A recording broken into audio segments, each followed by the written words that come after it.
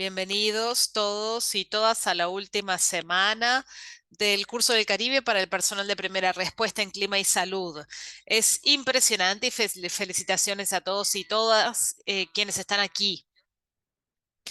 Vamos a esperar un minuto más para que los participantes puedan unirse a la sesión. Y simplemente para recordarles, tenemos interpretación.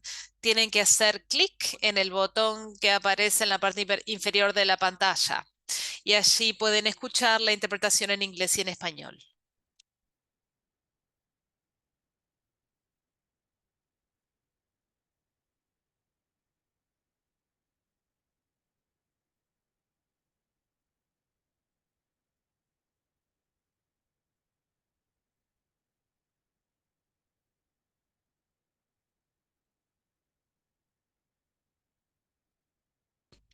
Muy bien, estamos en la sesión número 9 y hoy vamos a hablar sobre la mitigación y adaptación del sector de la salud. Objetivos de aprendizaje, aplicar los conceptos de mitigación y adaptación al sector de la salud y explorar ejemplos de cómo los sistemas de salud pueden desempeñar ambas funciones. Vamos a identificar las formas en que los centros de atención de salud pueden ser más resistentes ante fenómenos meteorológicos extremos al utilizar el programa de la OPS Smart Hospital. Vamos a aprender a utilizar habilidades de planificación de emergencias para planificar y responder a fenómenos meteorológicos extremos y desastres relacionados con el clima. Y vamos a entender cómo los profesionales de la salud pueden asociarse con instituciones de la salud, organizaciones profesionales y grupos de defensa para reducir la huella de gas de efecto invernadero del sector de la salud. Como sabrán, esta sesión dura 90 minutos. Al finalizar vamos a tener una sección de preguntas y respuestas. Si tienen preguntas, les pido que pongan la pregunta en la sección de preguntas y respuestas en Zoom. La grabación y los materiales de referencia, las presentaciones estarán disponibles en el sitio web y también lo vamos a compartir en el grupo de WhatsApp. Si necesitan créditos CME, pueden solicitar un crédito por cada sesión a la que asistieron. La solicitud se realiza con el enlace de Google que se publica en el chat antes del final de cada sesión. Y el link va a estar activo hasta las 12 p.m. del día siguiente a la sesión. Esta es información nueva, así que les pido que presten atención. Vamos a tener un examen final al final del curso. Y los participantes que hayan asistido a 70% más de las sesiones de Zoom en directo y aprueben el examen final con una puntuación mayor a 70%, recibirán un certificado de participación en el curso de Clima y Salud otorgado por Earthmetric Earth Nurse y el Consorcio Global para la Educación del Clima y la Salud. Los participantes deben unirse a cada sesión de clase con su enlace personal único de Zoom y completar el examen final con la dirección de correo electrónico que utilizaron para inscribirse inicialmente en el curso.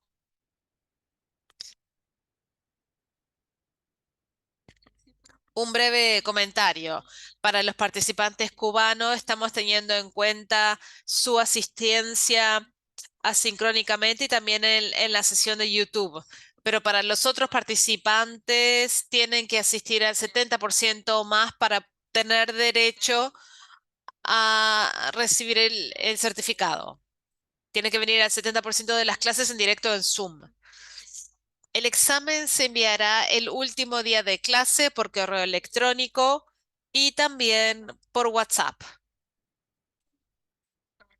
El enlace del examen comienza el 2 de mayo a las 8 p.m. y se cierra el 4 de mayo a la misma hora.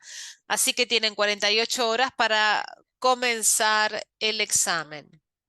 El formato del examen final incluye una combinación de preguntas de opción múltiple y de verdadero o falso. Los participantes deben estar preparados para realizar el examen en una sola sesión. Cuando empiezan, lo tienen que terminar. Aunque tengan más tiempo, aunque les quede el tiempo de las 48 horas, si empiezan a hacer el examen, lo tienen que terminar. No hay un límite de tiempo, pueden tomarse el tiempo necesario, pero tienen que hacerlo en una sola sesión. No se va a grabar para hacerlo en diferentes momentos. Se otorgarán los certificados a mediados de mayo y se enviarán por parte del GCCHE, así que les pido que se fijen en todo caso en su carpeta de spam. Hoy tenemos a tres oradoras, Antonella Rizzo, la señora Julieta Frederick y la doctora Judith Harvey. Así que voy a comenzar con la señora Rizzo, que es la fundadora de Ambiente Sano y consultora ambiental con más de 15 años de experiencia trabajando en las intersecciones diversas entre el ambiente y la salud. Ha implementado proyectos y herramientas centradas en las soluciones sostenibles para el desarrollo de América Latina y otras regiones. Eh, te damos la palabra. Le damos la palabra, señora Rizzo. Hola a todos y todas. Disculpas que se escuchaban perros, eran míos. ¿Ves la pantalla?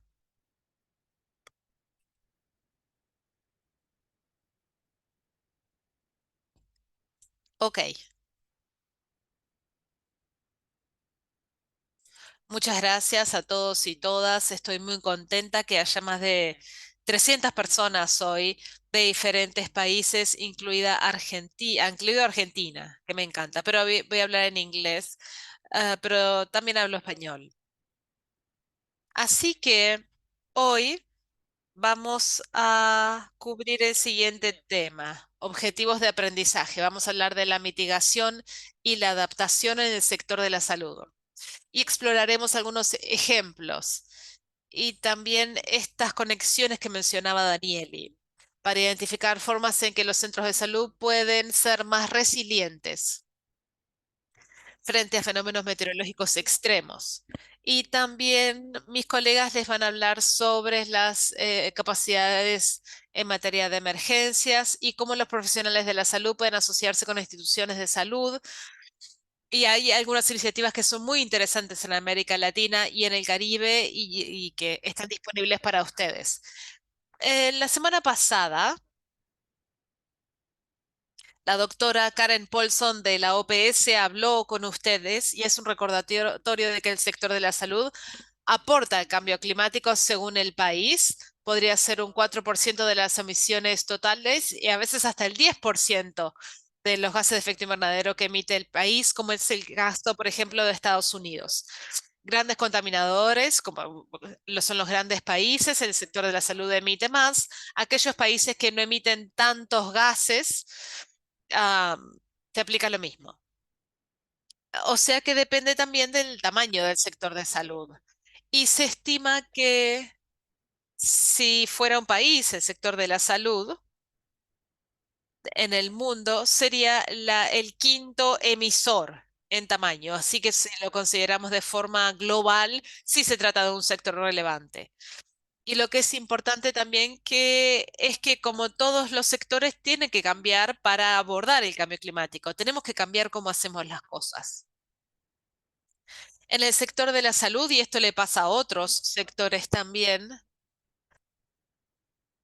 la mayoría de las emisiones, 60-70% según el país y el sector, 70% proviene de la cadena de suministro y no del edificio, de las operaciones, sino de la cadena logística.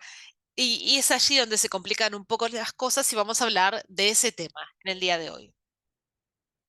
Es fundamental que los hospitales y el sistema de salud de las Américas mejore su mitigación y su preparación. Y es lo que les dijo la doctora Paulson. Y estoy totalmente de acuerdo. Les quería mostrar esto fuera del sector de la salud. Me falta una L ahí donde dice total. cómo evolucionaron las emisiones de gases de efecto invernadero en los últimos años. El total de las emisiones antropogénicas, o sea, causadas por las actividades humanas, entre 1990 y 2022. Ven aquí que la tendencia sigue siendo creciente y esto ya tendríamos que haberlo cambiado. Esto debería estar descendiendo y debería estar en cero en 2050, en la década del 50, y no estamos cerca de eso. Y es por eso que estamos hablando aquí y cada vez más sectores están presionando para que esto cambie. Fíjense aquí y vamos a ver algunas cosas. Fíjense esta delgada línea naranja que se está engrosando. Esa, estamos hablando de los gases de enfriamiento, por ejemplo. Y a ver, si me sigue en la cabeza, uno de esos gases o parte de esos gases son los de enfriamiento. Así que el sector de la salud utiliza mucho enfriamiento, por ejemplo, para las vacunas, tiene freezers, para el aire acondicionado, otro ejemplo. Y sabemos que esto se va a necesitar todavía más en el futuro. Y esto pasa también con el sector de la salud, porque tenemos que crecer, necesitamos más salud, mejor salud en casi todas partes del mundo. Tenemos que crecer y vamos a precisar más sistemas de enfriamiento. Pero ¿cómo lo hacemos? Eso es lo que estamos intentar desarrollar de forma conjunta, llegar a esa solución. ¿Cómo creamos sistemas de hospitales o de salud que sean bajos en carbono, que sean sostenibles y resilientes? ¿Cómo llegamos a una cobertura efectiva y universal y también reducir la contaminación, las emisiones? No es fácil, necesitamos una respuesta mundial para contar con más y más países que puedan estimar su aporte a este problema y para que puedan elaborar sus propias estrategias para solucionarlo. Si tienen preguntas, las puedo contestar, pero fíjense que la mayoría de las emisiones provienen del dióxido de carbono, también metano en segundo lugar, y parte viene del ganado, del arroz también. Y por ejemplo, del gas de fracking, de allí también viene. Y también tenemos estos gases F que están creciendo por las mayores necesidades de enfriamiento y acceso a enfriamiento. Porque hay gente que antes no podía tener aire acondicionado y ahora sí lo puede pagar. Y en verde, que tenemos LULUCF, estamos hablando de incendios, deforestación, cambio en el uso de la tierra. Y eso también es importante. La deforestación genera más emisiones y lo mismo sucede con los incendios forestales. Estas son entonces las emisiones totales del mundo y cómo aumentan. Situación actual. Si quieren más información, aquí les dejo las fuentes para que puedan leer. Y como sabrán, en la Convención Marco de la ONU sobre el Cambio Climático y el IPCC, que ya conocen, estamos hablando del stock mundial, de la situación actual. En el Acuerdo de París se hizo este primero inventario que se publicó el año pasado como parte de las negociaciones en materia de clima. Entonces, sector de salud dice que hay que cortar un 43% de las emisiones en este sector para el año 2030 y 60% para el 2035 en comparación con los niveles de 2019. Es una cantidad muy alta. Si es posible o no es lo que se está debatiendo. Y también quién es que tiene que hacer la mayor parte de todo esto. Pero bueno, es enorme el cambio que se necesita. Fíjense en este gráfico las emisiones históricas, dónde estamos y hacia dónde tenemos que ir, que es la tendencia hacia abajo para así llegar a 2050. Y fíjense aquí diferentes escenarios. El que está en celeste, fíjense, que es probable que esté por debajo de 2 grados porque sabemos que la temperatura está aumentando en forma promedio y deberíamos detener la temperatura antes de que supere el grado y medio o 2. Esos son los compromisos que se encuentran incluidos en el Acuerdo de París. Si no conocen esto, me piden y les explico. Esto es lo que tenemos que hacer y no estamos en el camino correcto. Esa es la respuesta rápida. Tenemos un compromiso internacional. Todos los países de la ONU lo firmaron y se firmó en 2015. No fue hace 50 años, fue hace muy poco, 2015, que los países se comprometieron para detener el calentamiento global antes de que llegue a un aumento de 1,5 o 2 grados. Pero estamos muy lejos de este compromiso, estamos yendo en la dirección equivocada. Estamos avanzando un poco, sí, pero estamos muy lejos del objetivo. Y estoy hablando de todos los sectores de la economía. Tenemos que reducir todo esto si vamos a detener la tendencia. Los países también reconocieron que la adaptación ya no era una opción, sino una cuestión urgente ante la intensificación de los efectos del cambio climático. Esta es la otra cara de la moneda. Es probable que superemos el grado y medio en las próximas décadas. Eso, pero además, la adaptación, y muchos de ustedes lo saben y lo están viviendo, los impactos del cambio climático son ahora una realidad. Y no lo eran hace 10 o 15 años, cuando todo esto comenzó, cuando yo estaba yendo a la universidad. Estos eran temas del futuro, pero eso ya no se aplica. Por ejemplo, con el dengue, que se está triplicando y realmente representa un desafío enorme para nuestros países y sistemas de salud. Así que a la vez estamos en el sector de la salud y estamos afectando, estamos lidiando con los impactos del cambio climático y también estamos en un sector que tiene que crecer, que también es muy contaminante. Tenemos que cambiar eso también. Esto lo vamos a abordar. No estamos en la dirección correcta. Y aquí les dejé todos los links, todos los enlaces que necesitan. Este es un informe, el gap o la brecha de emisiones, que es muy importante, que lo preparó el Programa de Ambiente de Naciones Unidas, el PNUMA, y si les interesa lo pueden leer.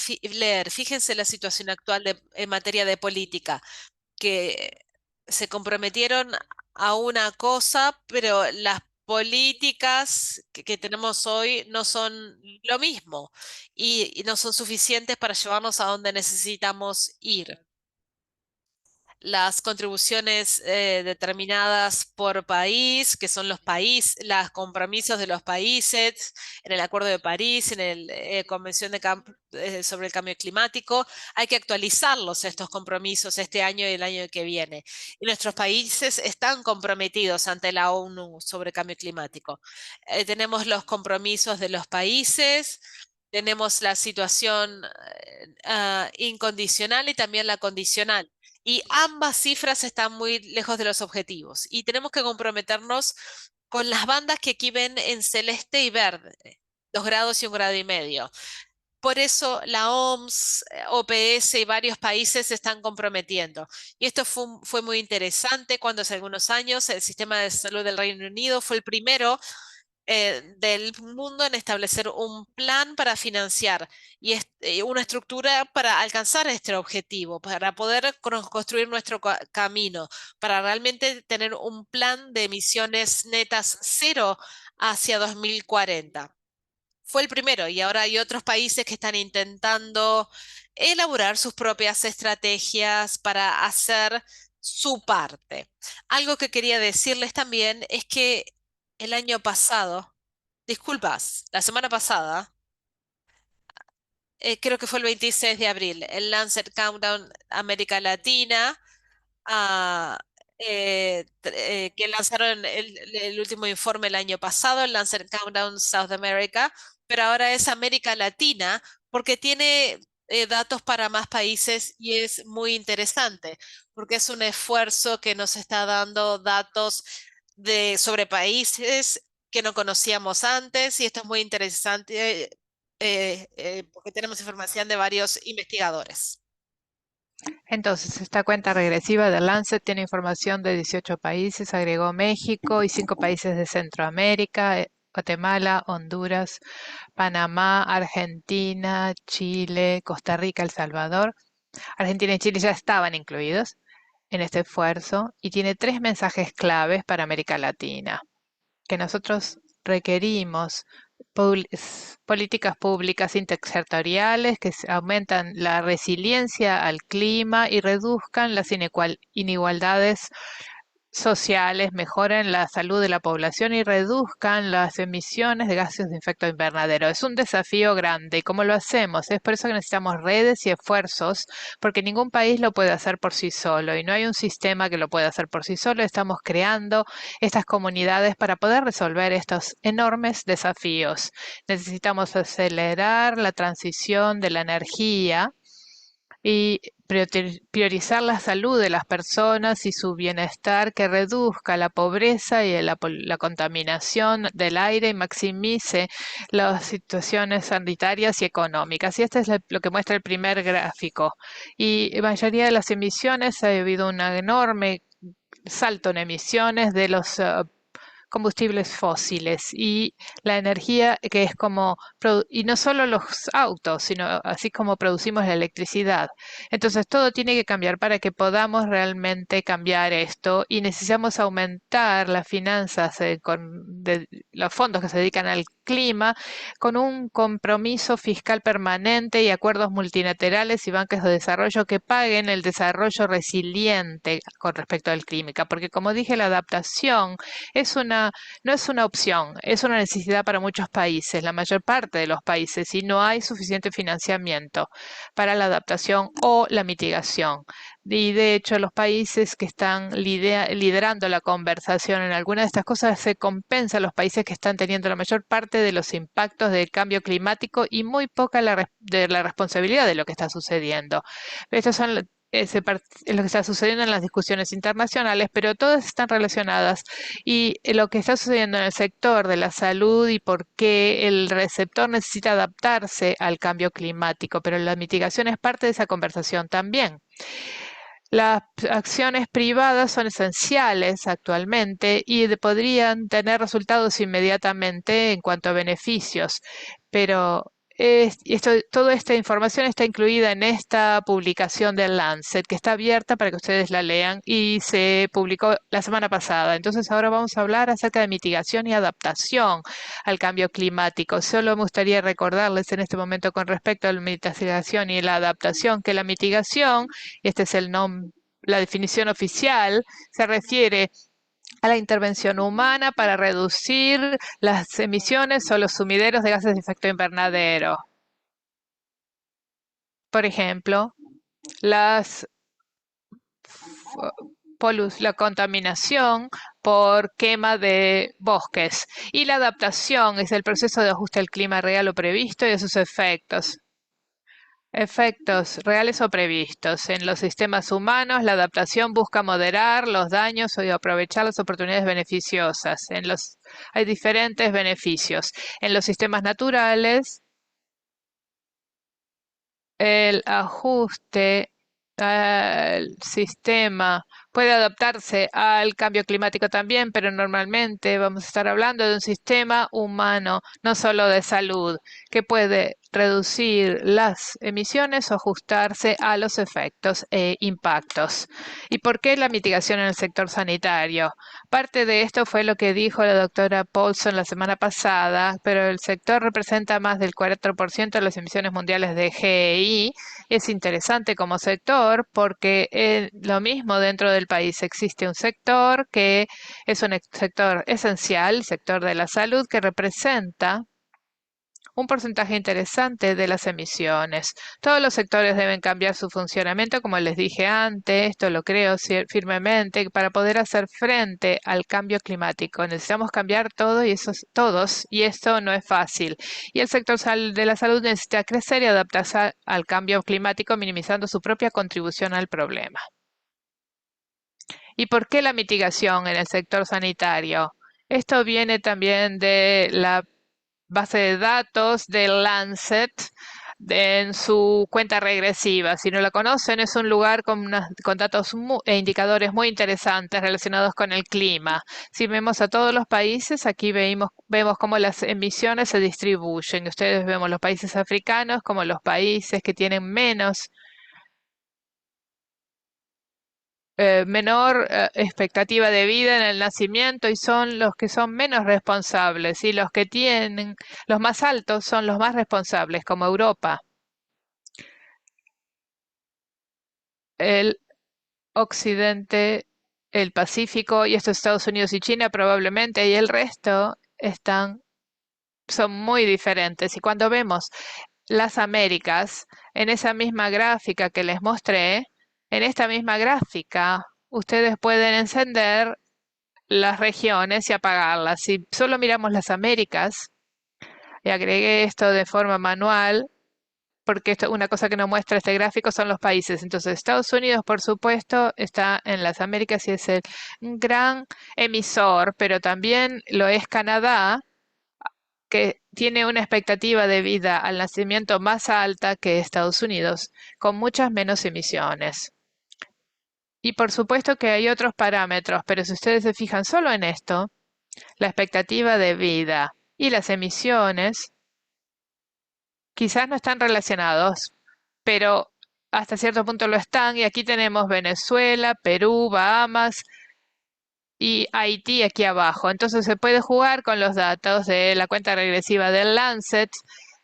Es un estudio global, no tenemos esto separado para la plataforma de datos de América Latina, pero aquí ustedes lo pueden separar y pueden ver todas las métricas que tienen, que no solo se tratan sobre la mitigación, sino también la viabilidad de Aedes aegypti en diferentes partes del mundo y la exposición al calor y a los incendios forestales y también el financiamiento y si los países que están desarrollando planes o no. Todo está incluido en esa plataforma. Y una de las razones, no sé si ustedes lo han visto antes, pero estas se llaman líneas, franjas de calentamiento. Así es como se está se está moviendo el calentamiento. Pueden ver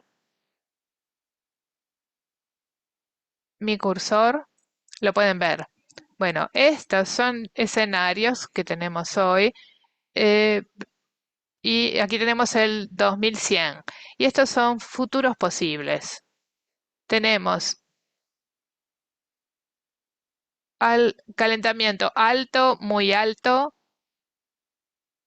para el final de este siglo y aquí no hay mucho calentamiento y es muy improbable que estemos en este lugar. Vamos a estar en la parte y baja media estos días, en estas áreas de más calentamiento y por eso esto es una reconstrucción y ustedes pueden ver esto por región y de hecho, no sé si por país, pero sí estoy segura de que pueden verlo por región.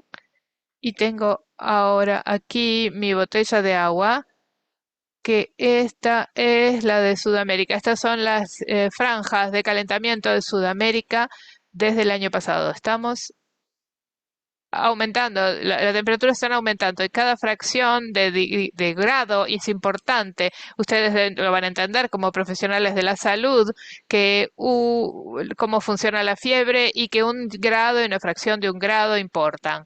Y ya nos están afectando los océanos y a los bosques.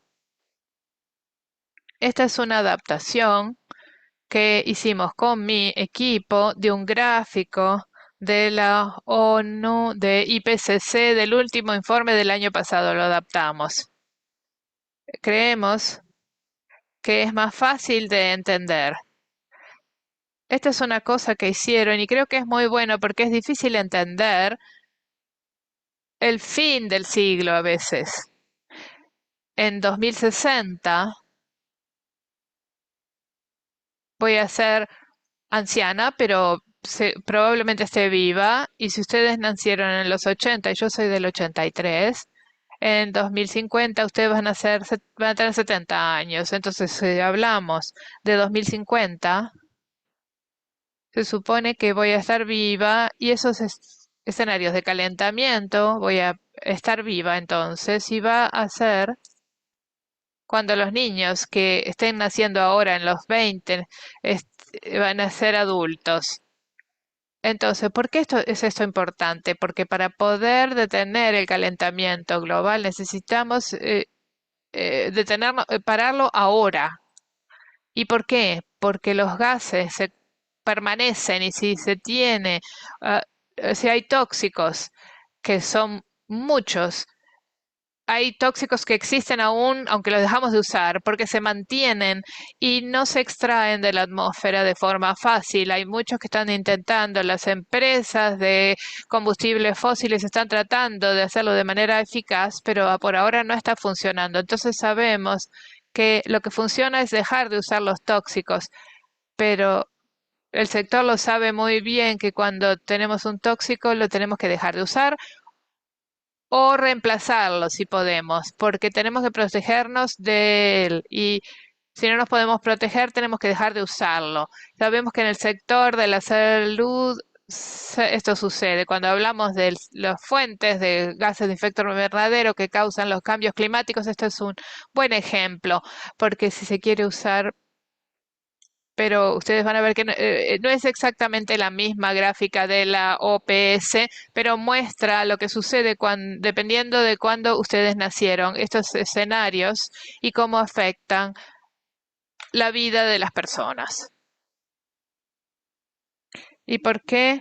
La adaptación en el sector de la salud. El sector de la salud necesita responder a las presiones en aumento y está impactando la salud de todos los países en Latinoamérica. Según el informe de América Latina del Lancet que les mostré, que se publicó la semana pasada, hay una tendencia al calentamiento en todos los países, en los 17 países que se estudiaron y millones de personas están actualmente expuestas a niveles peligrosos de contaminación del aire y pobreza energética. Eso decía también el informe, el acceso a la energía limpia y segura.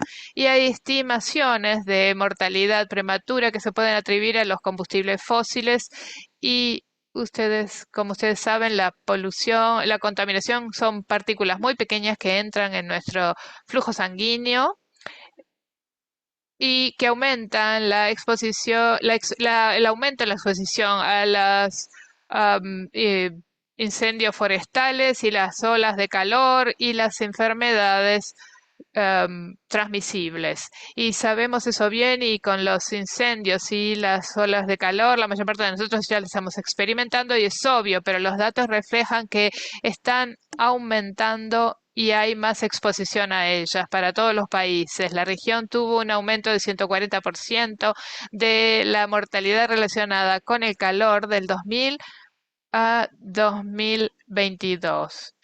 Y es decir, en 2 décadas. Y en 4 años ha habido mucha mayor exposición a las olas de calor. Y se puede ver esto en los datos. Si ahora nos parece difícil de entenderlo, lo estoy confundiendo, pero la cosa es que hay mucho más calor relacionado, mucha más mortalidad relacionada con el calor y mucha más exposición al calor en los últimos 20 años, no en los últimos 100 años, sino en los últimos 20 años hemos visto esto y probablemente este sea el ejemplo más claro de cómo esto no se trata de lo que está sucediendo con el impacto del cambio climático, no es un 2 o 3% de aumento entre los años, estos son saltos que estamos teniendo en muchas de esas cosas y esto está causando dificultades para nuestros sistemas. Y los cambios en los ecosistemas, esto también, el informe también lo cubre, que han generado el aumento de los incendios forestales que suceden en muchos países debido a los cambios en el uso de la tierra. El sector sanitario contribuye a las emisiones mundiales de gases de efecto invernadero al tiempo que hace frente a los efectos del cambio climático. Entonces, ¿cómo pueden los centros sanitarios ser más resilientes? No sé si lo han visto, pero probablemente sí. El nuevo marco operativo de la OMS que se publicó el año pasado con los bloques de lo que estoy cubriendo hoy, que son como bloques de construcción o sistemas. Por supuesto, tenemos estos sistemas clave que tienen varios componentes y tenemos cuatro aquí a la derecha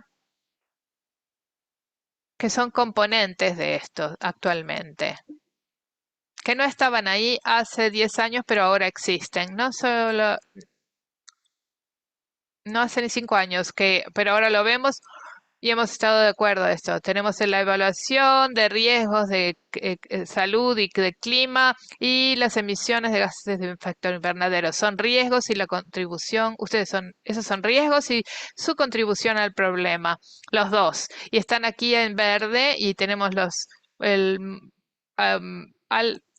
alerta temprana del monitoreo de los riesgos integrados y aquí tenemos el rastreo de las emisiones de gases. Y aquí tenemos investigación sobre salud y clima y la infraestructura de tecnologías de bajo uso de carbono y las cadenas de suministro. Entonces, esos son los bloques de construcción de un sistema de salud con el que hemos acordado internacionalmente y ustedes van a probablemente cubrir todo esto dentro de esta estructura y van a tener que dejar algunos otros. Van a necesitar una fuerza laboral que sea inteligente con respecto al clima, por supuesto, y van a necesitar financiamiento sostenible para el clima y la salud y van a tener que ser líderes y van a tener que tener preparación y gestión que después mis colegas van a hablar sobre el tema. Todo esto para crear resiliencia con respecto al clima y sistemas de salud sostenibles en todo el mundo. Y una cosa, esto tiene que ver también con las diferentes prioridades que estamos viendo con respecto a la mitigación. Y hay algo que nosotros llamemos una jerarquía de mitigación. Y hemos hablado de evitar las emisiones. Aquí tenemos un auto, un móvil y un bus, que es evitar las emisiones, es decir, si en algunos países esto es posible de hacer, hay una política para que las personas no utilicen sus propios automóviles para ir a trabajo y hay sistemas con buses, la utilización de bicicletas para evitar las emisiones. Se evitan cuando se utilizan las bicicletas alguna electricidad, el uso de la electricidad para evitar las emisiones al cambiar la fuente de los combustibles. Por ejemplo, se cambia algo de un combustible fósil a algo que es eléctrico. Entonces se reducen las emisiones al evitar el uso. Por ejemplo, les voy a mostrar en un momento cuando ustedes cambian y dejan de usar los combustibles y están compensando en el sector de la salud, ustedes están compensando las emisiones residuales. Las que no se pueden cambiar se compensan, pero en el sector de la salud esto es menos importante, pero también tenemos que enfocarnos en evitar y reducir y no tanto en la compensación. Entonces, para explicar en cuanto a evitar las emisiones, no sé si ustedes están esperando datos técnicos de mitigación. Quizá puedo explicar en otro momento cómo se cortan y cómo se calculan, perdón, las emisiones, pero esto es una foto en Cali, en Colombia. Esta es una instalación de salud primaria, a nivel primario, que definió no usar aire acondicionado. Es un lugar muy caliente y húmedo, pero decidieron no utilizar aire acondicionado para nada en las áreas comunes. Usan cosas la usan en ciertas áreas, pero no en otras como en esta área común. Y yo estuve ahí y vi cómo de hecho estaba muy fresco sin utilizar aire acondicionado. Esto es enfriamiento pasivo y requiere un cambio cultural, otra mentalidad diferente al diseñar para evitar las emisiones cuando se está diseñando una nueva infraestructura. que no requiera el uso de energía para nada, no requerir aire acondicionado. Y muchas veces se puede hacer y otras no, pero si se puede, aquí se está evitando y la eficiencia energética también, si ustedes compran o usan algo que requiere menos energía, están evitando las emisiones y esa es la primera prioridad si ustedes quieren trabajar en mitigación en el sector de la salud. La otra cosa es reducir. Esta foto también es de Colombia, ahora que lo pienso, de Pasto del Sur, en área más fresca. Un área más fresca y lluviosa, nubosa, donde también funcionan los renovables porque funcionan en todas partes, de hecho, y de aquí estamos reemplazando los combustibles fósiles. En este caso son calderas para calentamiento de agua. Están calentando agua con estos calentadores solares. Creo que esa es la palabra en inglés, solar heaters. O sea, esta es la idea cuando uno reduce las emisiones. Esta es la segunda prioridad. En primer lugar, se evitan, si no se pueden evitar las emisiones, vemos cómo podemos reducirlas. Así trabajamos con la mitigación. Y muchas veces adaptación a la vez, porque si están usando, por ejemplo, gas LPG, porque no tienen una matriz como en Argentina, porque somos productores de gas. Aquí sí la tenemos, pero muchos otros países no la tienen. Así que poder producir la propia electricidad o calentar el agua que uno necesita, entonces uno pasa a ser más independiente y más resiliente. Es aquí donde tenemos muchas situaciones positivas. Por ejemplo, al utilizar paneles solares para calentadores solares o si uno necesita menos energía porque por cómo se diseñó el edificio. Todos conocen el programa Smart Hospitals de Pajo. Y es por eso que es bueno, y es probable que sea más económico también. Así que por eso está aumentando el tema de la mitigación. Y otro, fíjense esta imagen tomada por un dron de un hospital en Argentina, cuando estimaron que la huella de carbono venía sobre todo de la cadena de suministro, algo que vimos en América Latina en los hospitales al estimar la huella de carbono, es que en las ciudades, que son los lugares donde la gente va a trabajar en automóvil, esto representa una cantidad, una proporción importante, enorme de las emisiones. Fíjense, este es el estacionamiento del hospital, que es de hecho más grande porque los árboles nos tapan parte de la superficie. No recuerdo la cantidad, pero son cientos de automóviles que van al hospital todos los días, solamente de los trabajadores.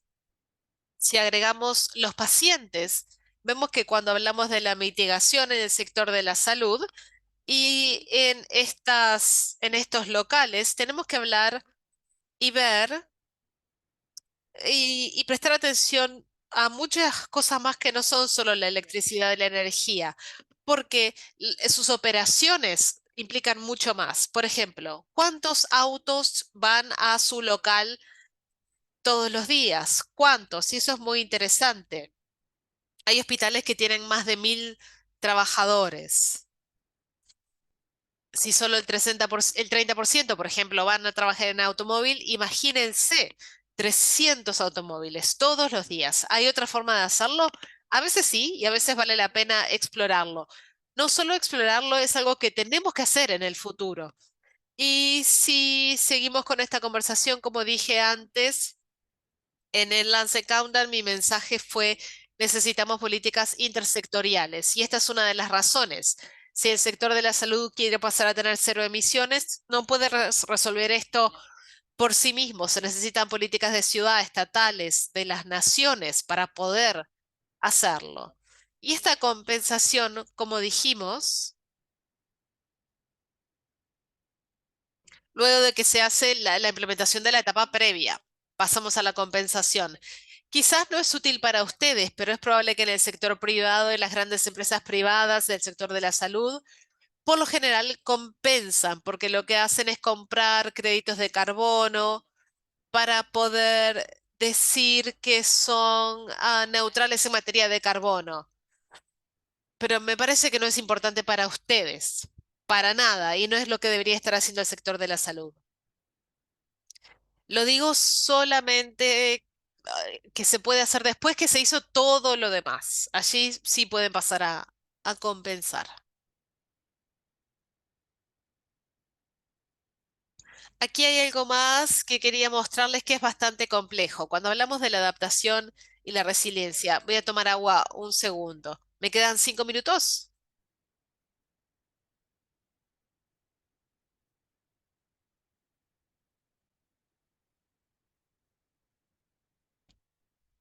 O sea, capacidades y oportunidades y vulnerabilidades multidimensionales. Y tenemos que construir resiliencia y reducir los riesgos. Y para esto tenemos que responder al cambio climático. Necesitamos ah, vías o caminos de desarrollo. Y todo se empieza como a entremezclar aquí. ¿Por qué? Porque todo esto afecta la resiliencia. Estoy anotando lo que dice Hailey del tiempo. 5 minutos. Gracias.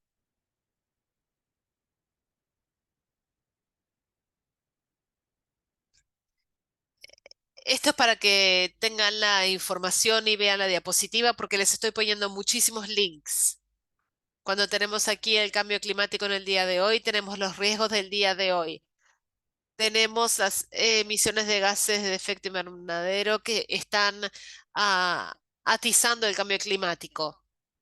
Tenemos que adaptar y mitigar a la vez. Por ejemplo, con el dengue.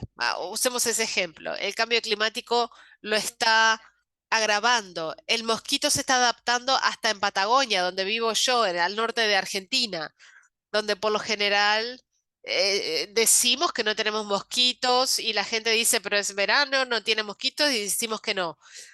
Y eso está bueno. Pero ahora en el norte no solo tenemos mosquitos, sino que está llegando el dengue. No saben cuándo, pero en menos de 10 años vamos a tener dengue, ya lo saben. Así que tenemos el cambio climático que agrava todo esto. El mosquito se siente muy cómodo hasta en la Patagonia, en Argentina. Y tenemos que adaptarnos. Tenemos que responder. Pero es tanto que es difícil. Y esto incluye el cambio climático. Tenemos las sociedades, hay mucho por hacer de cambio cultural, en el ámbito económico. Y tenemos también lo que llamamos los límites de la adaptación, cuando ya es mucho, por ejemplo, con el calor. El calor puede ser algo, puede ser excesivo para poder trabajar al aire libre, porque pone a la gente en riesgo. Esos son los límites de la adaptación. Y tenemos que restablecer la naturaleza. Tenemos que restaurar la biodiversidad en muchos lugares del mundo. Tenemos todo eso que afecta la cantidad de riesgo que debemos enfrentar. No diría cuánto riesgo vale la pena aceptar, pero bueno, cuánto podemos aceptar.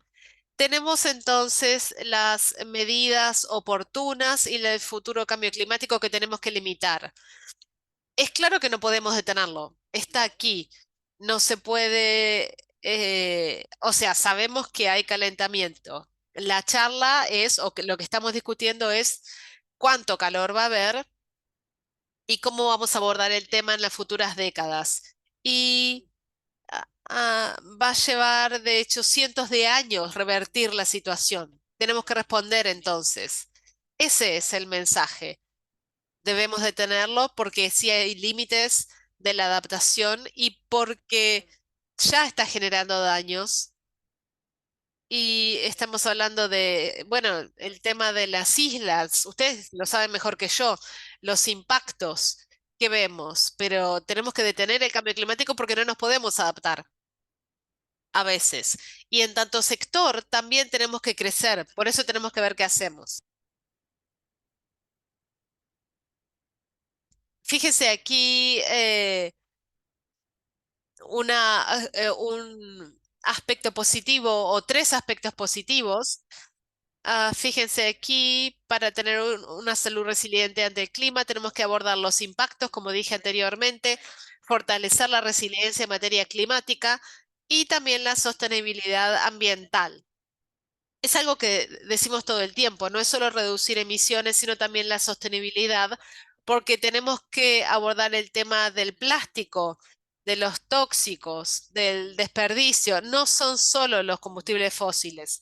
Cuando estamos adoptando energía renovable, tenemos que solucionar el tema de la basura, por ejemplo, y seguimos teniendo muchos problemas. Necesitamos promover todo esto y necesitamos más información, investigación sobre los convenios en materia de cambio climático, incluidos para otros sectores. Y si ustedes tienen una voz en la comunidad, en sus estados, en su país, al ser la voz de la salud, y esto es útil, por ejemplo, para cambiar el sector del transporte. Y uno de los documentos que pueden utilizar si empiezan a trabajar en el área es la guía de la OMS para los centros de salud sostenibles en materia ambiental y resilientes ante el clima. Es bastante completo, no es complicado, sí es largo, pero es algo que les puede resultar muy útil. Una de las últimas cosas que quiero compartir es que las políticas de adaptación en América Latina siguen siendo débiles. Les pido que lean el último número del Lancet Countdown, que es muy bueno, que tiene recomendaciones muy breves y precisas de adaptaciones en América Latina.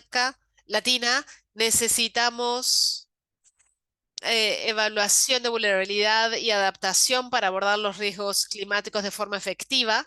Necesitamos hacer esto más y necesitamos gente local.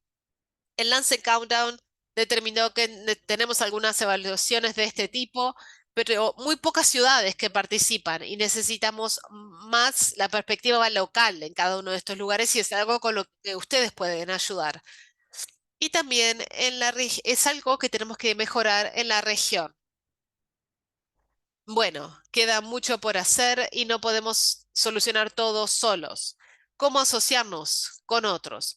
Hay una red que funcionaba muy bien, Healthcare Without Harm, y que tiene una división que se llama Healthcare Climate Challenge, que es muy interesante si quieren hacer más. Y también la Alianza Global Climate and Health Alliance, que es una red de profesionales de la salud de todo el mundo, que tiene un capítulo en América Latina que quizás quieran a ustedes unirse a él. Y también la Alianza Alliance for Transformative Action for Climate and Health, ATACH.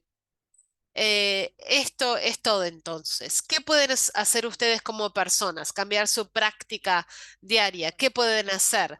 Ser parte del debate, participar en los webinarios mundiales, hablar con sus pares. Estamos aquí para ayudarlos y ayudarlas si quieren más información. Muchas gracias. Y así les dejo mi correo electrónico en caso de que quieran ponerse en contacto conmigo. Muchas gracias. Muchas gracias por esta excelente presentación. Creo que aclara muchísimo la crisis que estamos enfrentando y también cómo la salud tiene un efecto bola de nieve. Con el avance del cambio climático hay más personas que tienen problemas, hay que aumentar el sistema de salud, aumentar las emisiones y por eso tenemos que centrarnos en la salud y también liderar este movimiento, no solamente para dar el ejemplo, sino también porque es necesario para nuestra salud y para poder reunir un conjunto de cambios en, en los productos farmacéuticos, los dispositivos médicos que pueden cambiar su forma de producir para reducir las emisiones. Me encantó algo de las últimas diapositivas que me gustaría proponerle a todos los participantes. Eh, si están pensando luego de esta capacitación, ¿qué van a hacer con toda esta información? ¿Qué pueden hacer con toda esta información? ¿Cómo podemos cumplir con nuestra función? porque aquí tenemos muchos profesionales de la salud. Hay muchas cosas que pueden hacer en su institución, entre sus colegas, y también son personas, son ciudadanos, y también pueden trabajar en su comunidad, con su familia y amigos. Así que muchas gracias y les pido a todos y todas que piensen sobre el tema, cómo podemos hacer un poco más, porque todos tenemos una función que cumplir para solucionar esta crisis. Me gustaría llamar a la próxima oradora, la señora Julieta Frederick, que es enfermera de Saint Lucie, que tiene un máster en liderazgo y gestión de enfermería de la Universidad de West Indies, Trinidad y Tobago. Actualmente es funcionaria principal de enfermería para la salud primaria en el Ministerio de Salud y Bienestar, donde coordina y supervisa los servicios de salud comunitaria. Señora Frederick, tiene la palabra.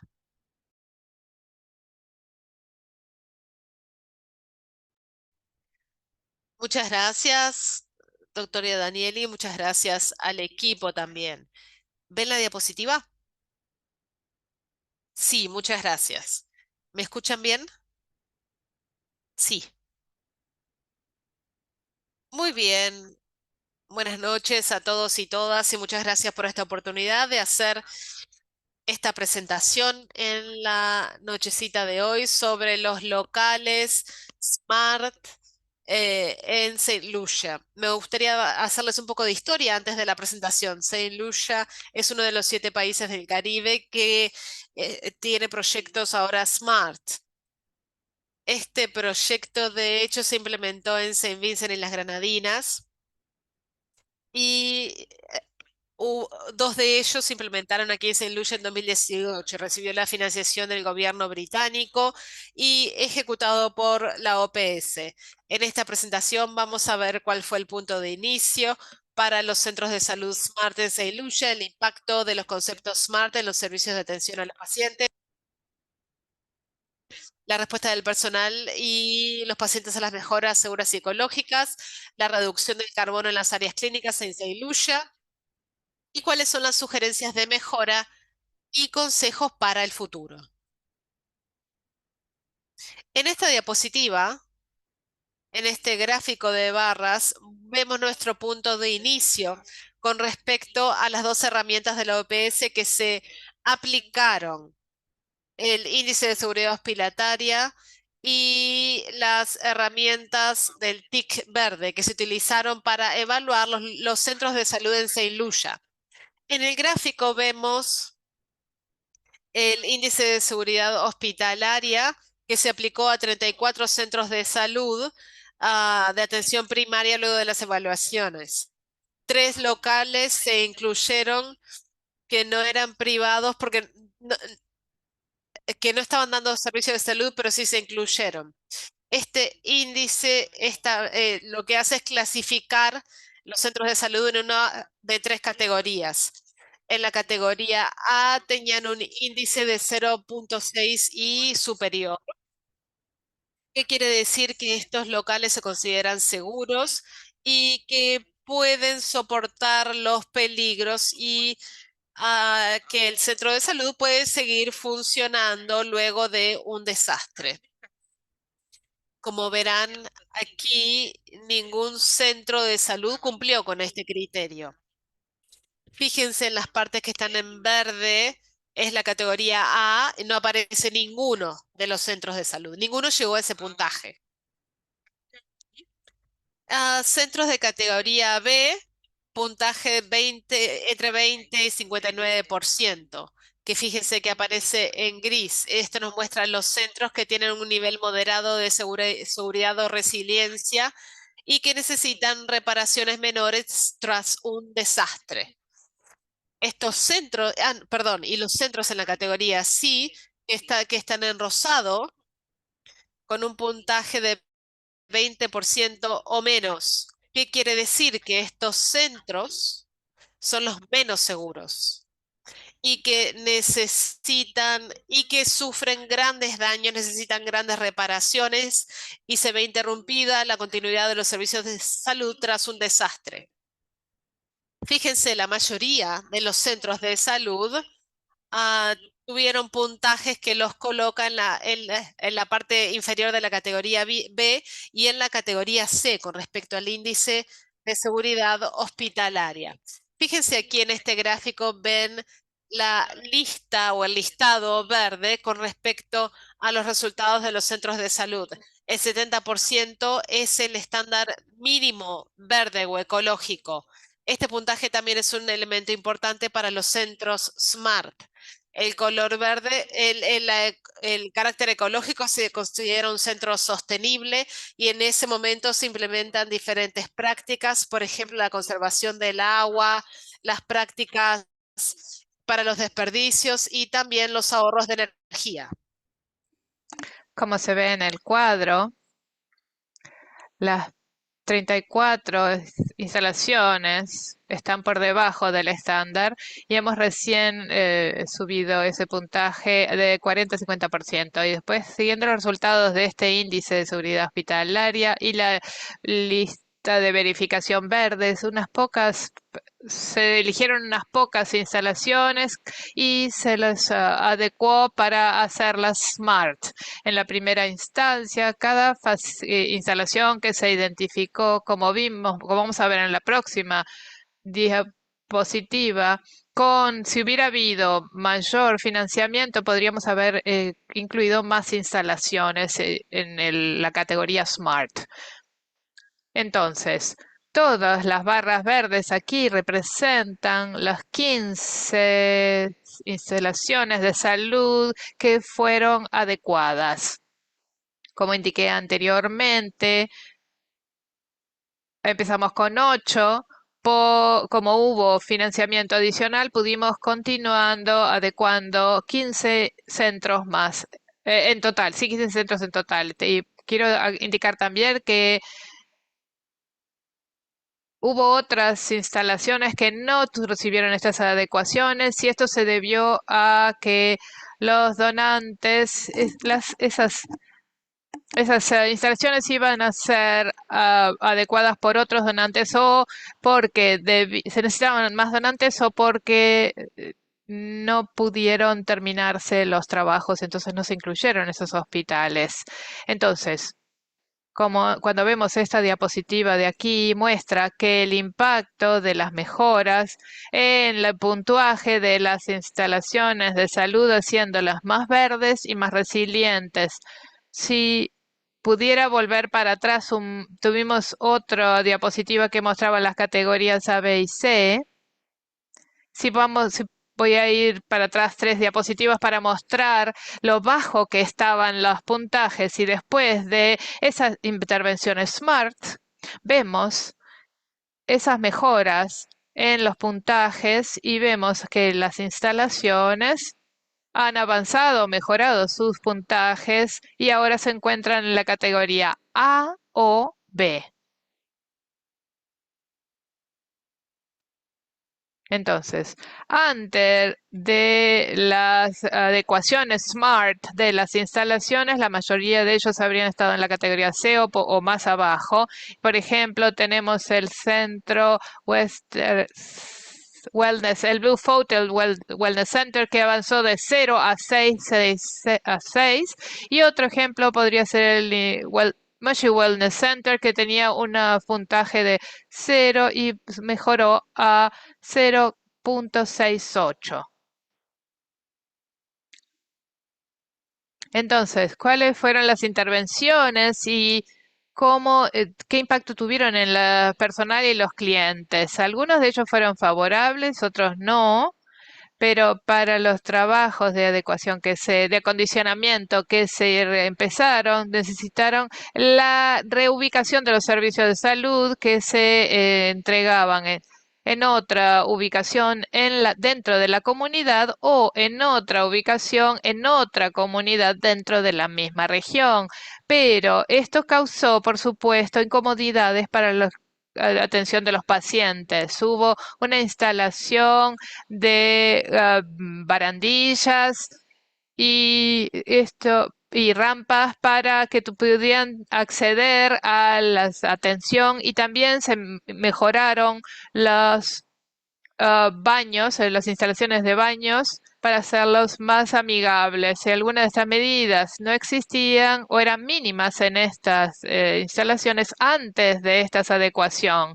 Con la instalación de generadores hubo una continuidad del suministro de energía a las instalaciones durante los cortes de energía, y también se ha mantenido la cadena de frío para las vacunas de esa forma, al igual que otras drogas, otros medicamentos, perdón.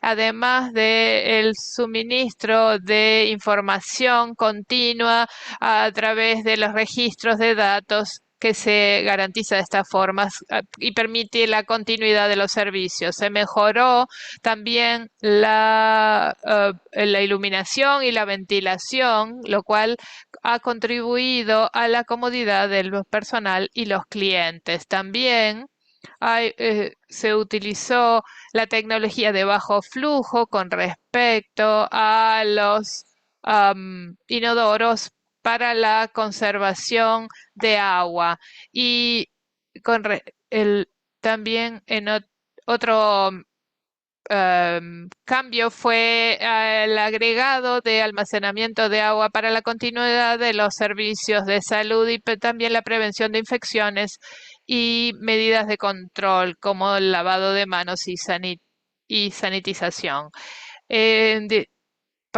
Por último, en cada instalación hubo capacitación del personal en las nuevas tecnologías verdes y en la utilización de las tecnologías que se habían introducido en los centros.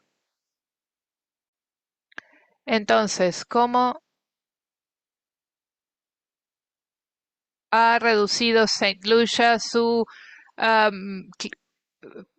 huella de carbono en las áreas clínicas? La mayoría no son como resultado de las intervenciones SMART en las instalaciones, porque muchas ya se estaban implementando. Entonces había un sistema de recolección nacional que asegura que se devuelven todos los medicamentos y vacunas que han expirado a una ubicación central y luego se los transporta a un otro lugar para su eliminación segura.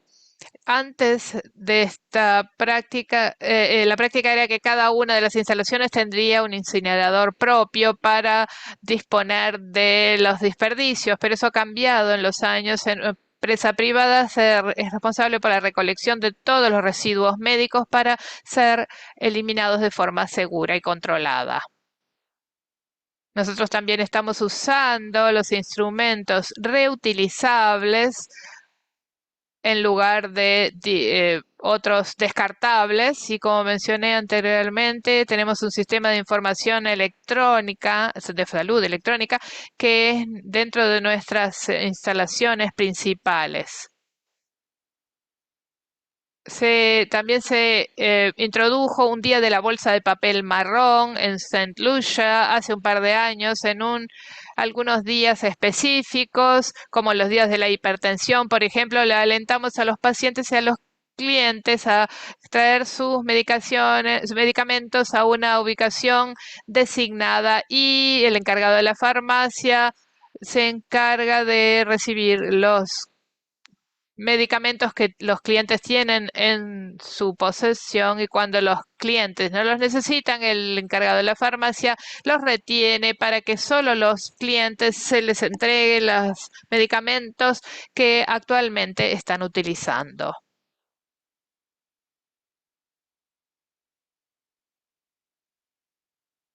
Entonces, ¿cuáles son algunas de las mejoras sugeridas para el futuro?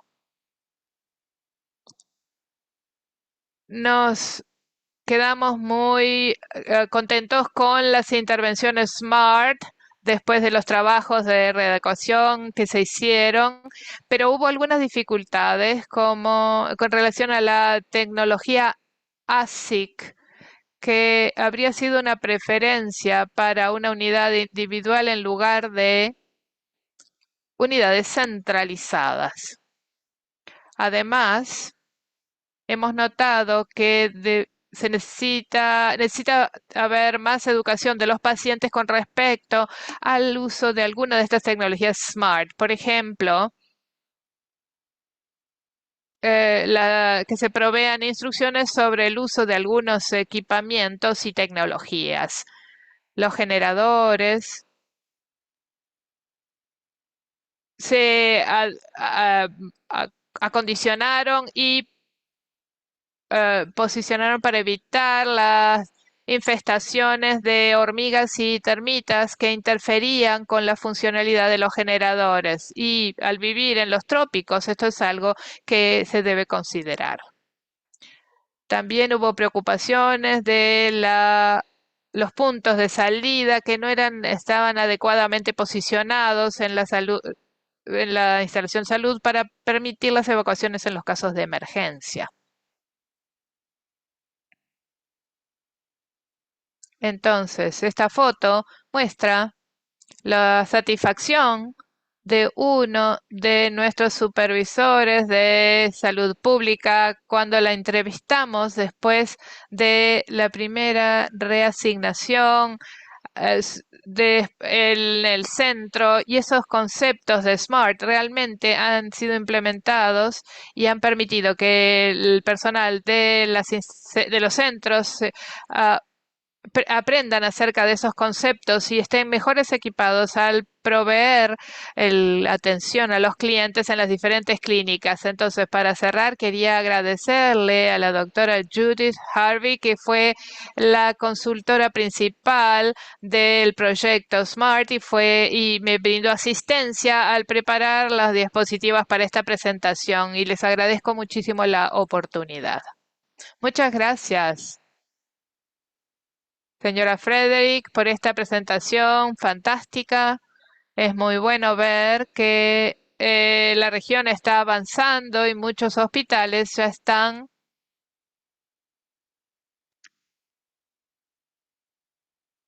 adquiriendo muchas iniciativas de adaptación y mitigación y toda la tecnología necesaria y el cambio en infraestructura y la educación para los pacientes que necesitan en todo en este contexto para avanzar en todos los aspectos. Tengo muchas preguntas aquí.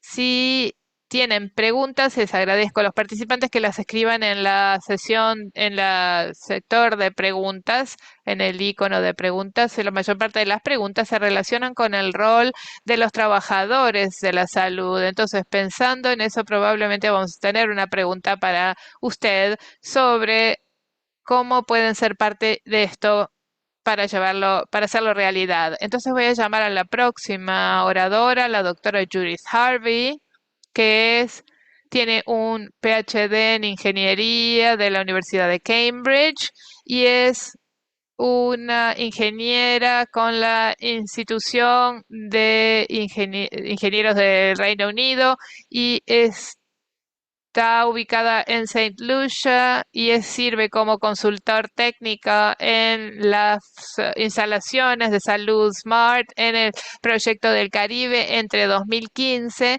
y 2023, donde se encargó de la supervisión de la adecuación de 12 centros de salud en Saint Lucia y la adaptación a mitigación y adaptación a cambio climático, y también es encargado de la capacitación para las instalaciones SMART en los 7 países del proyecto y continúa promoviendo el concepto SMART en eventos como este mismo.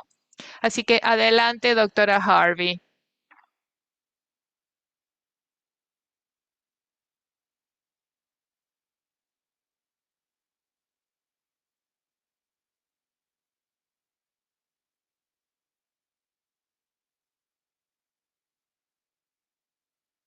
Hola a todos. Esta presentación Continúa las presentaciones de los oradores anteriores de esta llamada. La presentación de la doctora Hospitales y la explicación y descripción de la caja de herramientas SMART, especialmente el HCI y la lista de verificación verde de la doctora Edward y la presentación la información que presentó hoy la señora Rizzo y la señora Cassius hablando sobre adaptación, mitigación y el proyecto SMART para hospitales y cómo pudo tener esos logros. La presentación se va a enfocar en la preparación para emergencias y cómo el proyecto SMART puede contribuir a eso en las instalaciones de salud. El centro de enfoque es el objetivo de aprendizaje C, en el cual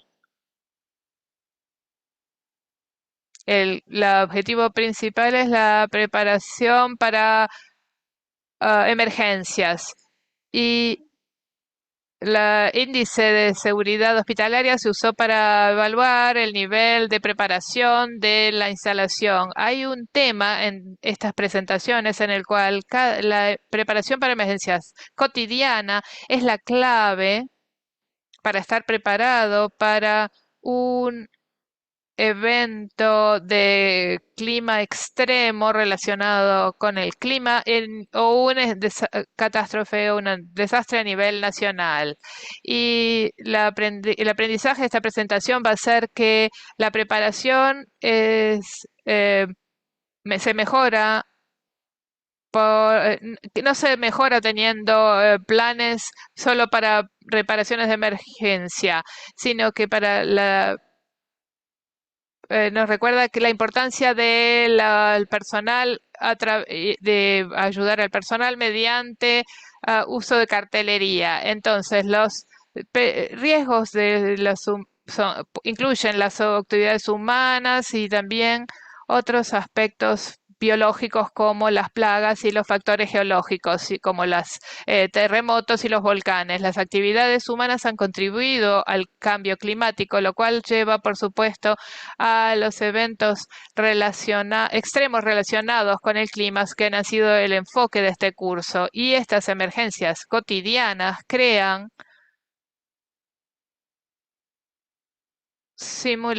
requieren simulaciones informales o ejercicios de preparación para ayudar a capacitar al personal para que estén listos. Y vamos a ver algunos ejemplos de esto. El primer ejemplo fue una explosión de una batería de un generador con un derrame de ácido relacionado.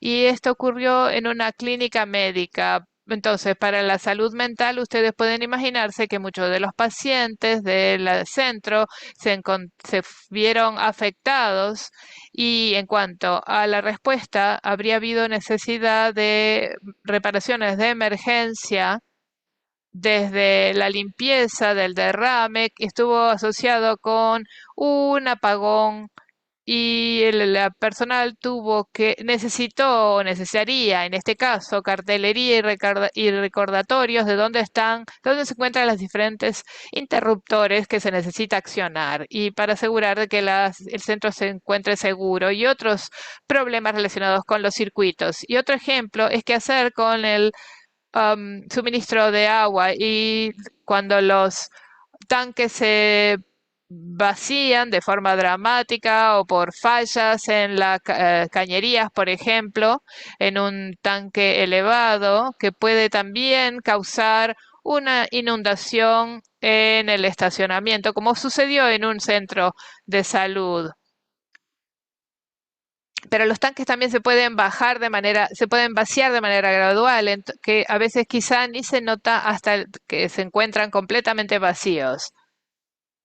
Y el señor Bluckman, que está asistiendo a esta llamada, diseñó un dispositivo para medir el nivel de agua para los tanques de agua con eso en mente, para que el personal pudiera monitorear el nivel de agua en el tanque y no encontrar que el tanque estaba vacío sin ninguna información previa. Y también tenemos ejemplos de haber preparado las instalaciones para tener buenos techos y buenos drenajes e incluir todos los aspectos relacionados con los peligros de huracán, como en el caso de lo que afecta las líneas de electricidad y de comunicación que están escondidos. Por ejemplo, en este caso, detrás, en la vegetación detrás de la ubicación del generador.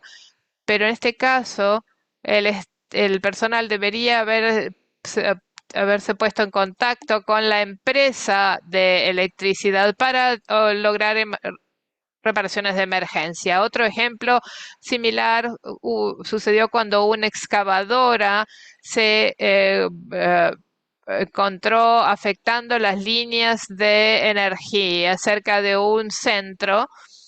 Y el centro tenía un generador y pudo funcionar, pero considerar estas emergencias que no son eventos extremos relacionados con el clima, pero son problemas que se encuentran durante esos eventos de extremos climáticos. Esta diapositiva muestra la redundancia. Hay 4 o 5 tanques en esta instalación, pero hace 2 semanas no había agua y los tanques estaban vacíos. Fue un periodo de extrema sequía y este fue el resultado. Entonces la redundancia es muy importante.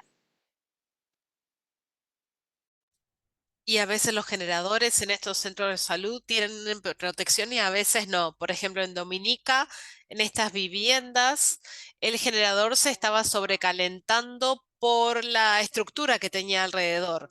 Esa es en la izquierda, pero en la derecha el generador estaba afectado por las plagas de insectos y solamente tiene la sombra de un árbol.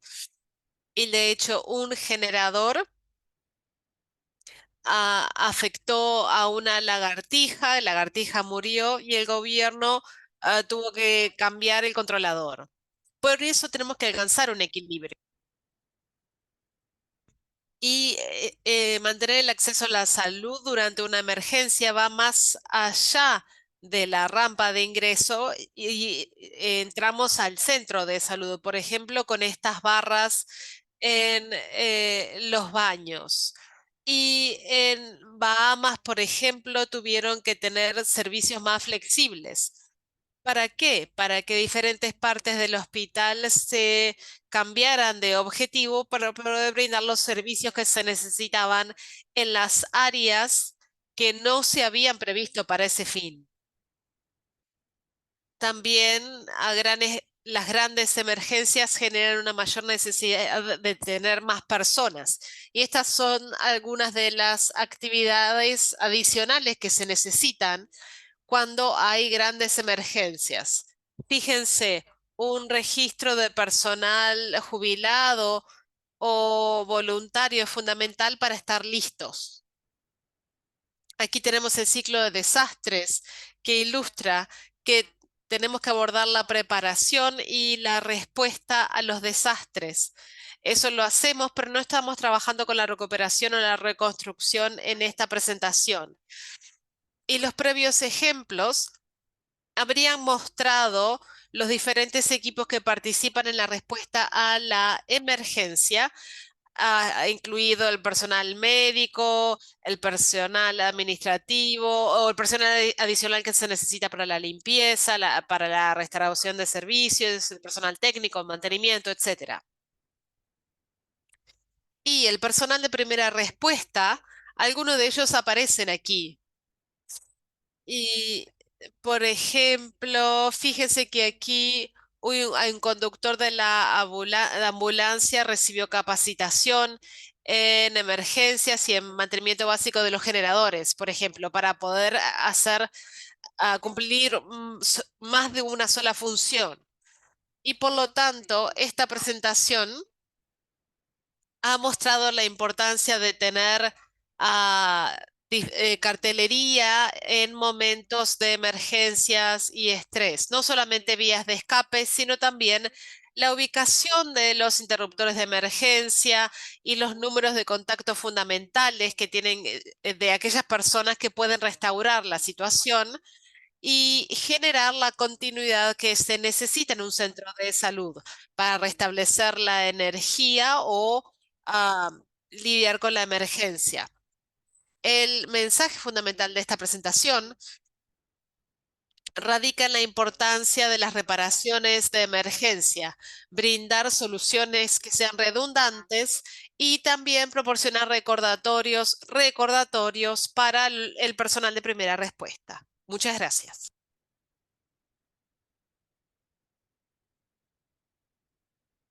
Muchas gracias, doctora Harvey. Tenemos muchas preguntas y muy poco tiempo. Y la mayoría de las preguntas ya fueron cubiertas por la doctora Harvey, son ejemplos prácticos. Pero me gustaría hacer una pregunta para las tres. Son dos preguntas y creo que las dos las pueden responder. Los trabajadores de salud, ¿cómo controlan o influencian los fondos para el cambio climático? ¿Es algo que realmente podemos influenciar? Y la segunda está relacionada.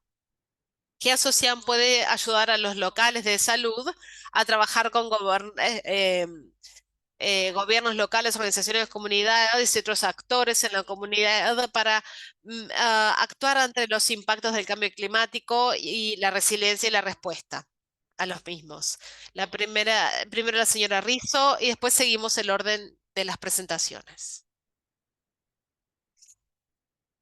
Pregunta interesante. La financiación.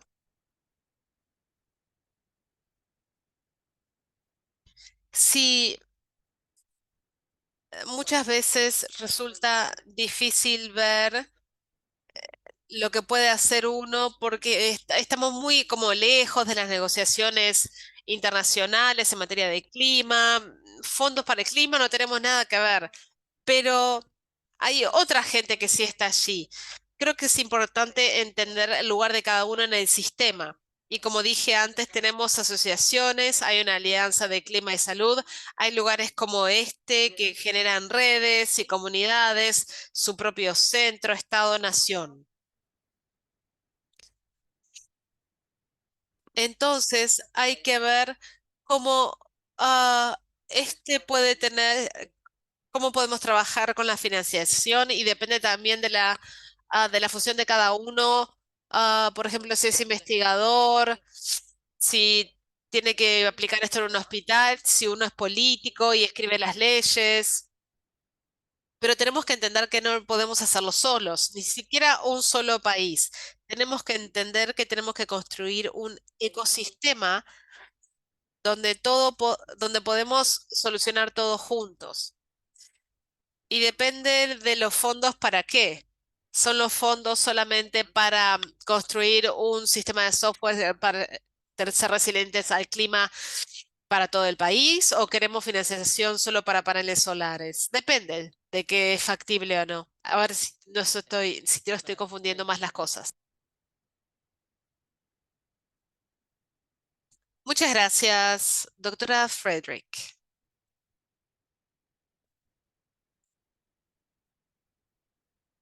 A ver qué puedo decir sobre esta pregunta. Creo que ahora más que nunca el cambio climático y la salud es un tema con respecto a las políticas. Así que una vez que tenemos esa conversación, creo que ahora la carga la tienen los trabajadores de la salud para seguir con la conversación.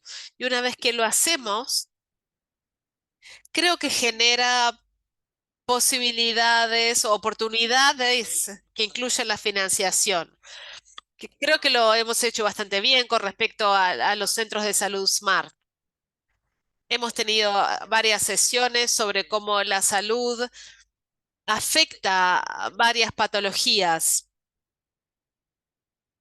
Así que creo que una vez que prosigamos con estas conversaciones y quienes elaboren las políticas sean parte de la conversación, allí vamos a poder generar una oportunidad para poder abordar los temas de financiación para las diversas áreas y para ayudar con la mitigación y garantizar que estemos haciendo todo lo necesario para poder reducir el impacto en el ambiente. Gracias, doctora Harvey. Diría que hay mucha financiación en materia de cambio climático disponible y esto en parte tiene que ver con las propuestas en materia de preparación. Pero existe una pregunta de dos partes. ¿Podías repetir la segunda parte? Porque creo que mis colegas abordaron la primera parte muy bien. Creo que la gente quiere saber cómo puede interactuar como trabajadores de la salud con la comunidad, el gobierno. Quieren saber cómo pueden realmente participar con todos estos compromisos y también para mejorar la resiliencia climática en el sector de la salud. Muchas gracias. Diría que en este curso va a haber otras presentaciones que van a abordar el tema de la comunicación. Tiene que ver con la creación de grupos, porque la voz de un grupo es más fuerte que la voz de una persona. Eso es lo que yo recomiendo. Muchas gracias. Muchas gracias. A las 3. Vamos entonces a terminar la sesión porque estamos justo en la hora. Me gustaría recordarles a nuestros participantes lo siguiente.